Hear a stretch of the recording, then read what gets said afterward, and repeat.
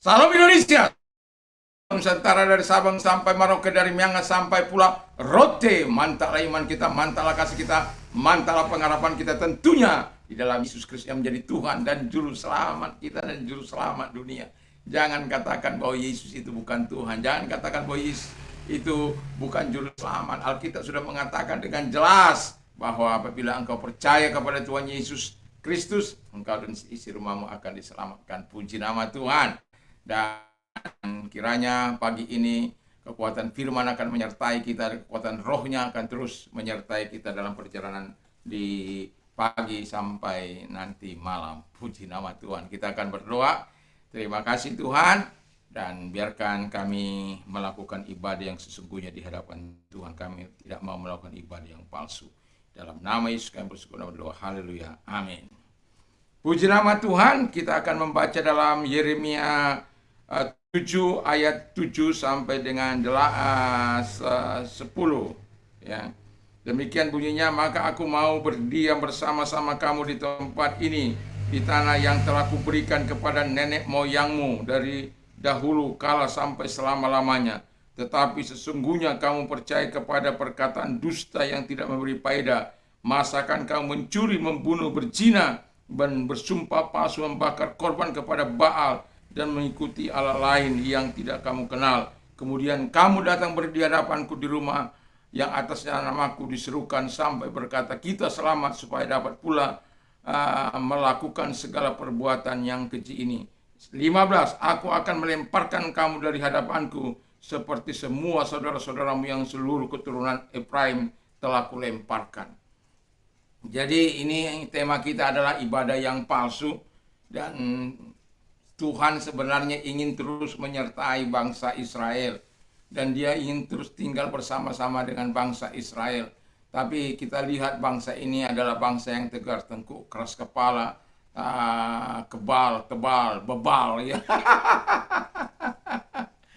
Tetapi Tuhan senantiasa ingin memulihkan kehidupan mereka. Tetapi kali ini kita bisa melihat apa yang dikatakan oleh Tuhan, bahwa bangsa Israel sekalipun dipanggil oleh Tuhan untuk tidak melakukan ibadah yang palsu itu, atau ibadah yang penuh dengan kemunafikan itu, tetapi mereka tetap melakukannya. Nah, jadi ada 3 hal yang mereka lakukan ya. Yang pertama, tidak membawa tempat ibadah di hati mereka. Jadi kalau kita beribadah, bukan hanya kita datang ke gedung yang mewah, yang megah, atau ke gedung-gedung sederhana. Dimanapun kita beribadah, yang namanya ibadah pasti adalah tempat ya. Tetapi dimanapun tempat kita ibadah, tidaklah masalah. Tetapi yang mau saya katakan kepada kita adalah pentingnya membawa tempat ibadah di hati kita terus menerus, sehingga seminggu, 7 hari dalam seminggu kita terus membawa tempat ibadah itu di hati kita, sehingga ada terus mesbah yang harus kita buat. Orang Israel tidak demikian. Mereka setelah mempersembahkan sesuatu, mereka tinggal, mereka melakukan apa yang jahat, mereka melakukan berzina, mereka melakukan korban-korban yang tidak menyenangkan hati Allah. Dan itu sangat melukai hati Allah sebenarnya. Dan bukan Allah yang dirugikan, tetapi mereka yang dirugikan. Bukan Allah yang dipermalukan, tapi mereka yang dipermalukan. Dan jangan melakukan ibadah yang palsu, atau ibadah yang tidak menyenangkan hati Tuhan itu. Ibadah yang penuh dengan kemunafikan, karena yang menanggung akibatnya adalah diri kita sendiri. Yang kedua yang mereka lakukan adalah mereka lebih penting gedungnya daripada imannya. Haleluya. Apakah Anda ibadah lebih pentingkan gedung? Apakah dengan gedung itu Anda wow, luar biasa gedung ini, tapi imannya nggak luar biasa? Karena apa? Masih hidup. Orang berzina, dia masih juga berzina. Orang mencuri juga masih mencuri. Kata firman Allah, mereka melakukan dusta dan juga membunuh, mencuri, berzina, sumpah palsu, membakar korban bakaran kepada mengikuti Allah lain yang tidak kamu kenal. Wah, itu sangat luar biasa itu. Jadi mereka melakukan itu di tempat-tempat yang mereka sudah tentukan.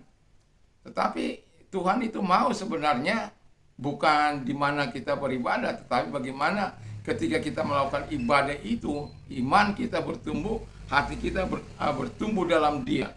Yang ketiga, kata firman Allah, kita menggunakan tempat ibadah sebagai tempat perlindungan. Jadi artinya begini, bahwa ketika kita melakukan hal-hal yang jahat dengan ibadah palsu tersebut, kita merasa bisa berlindung karena kita sudah menyebut nama Allah, kita telah menyebut nama Tuhan, dan Alkitab katakan kalau engkau lakukan itu terus-menerus, engkau akan dicampakkan, muka Allah akan ada padamu. Allah tidak suka dengan orang-orang yang berbuat ibadah palsu. Allah suka orang-orang yang ibadah dengan hati yang tulus, dengan hati yang terpanggil untuk memuji, menyembah Allah, mempermuliakan Allah. Di situ dia imannya bertumbuh, memperoleh kekuatan iman dan lain sebagainya.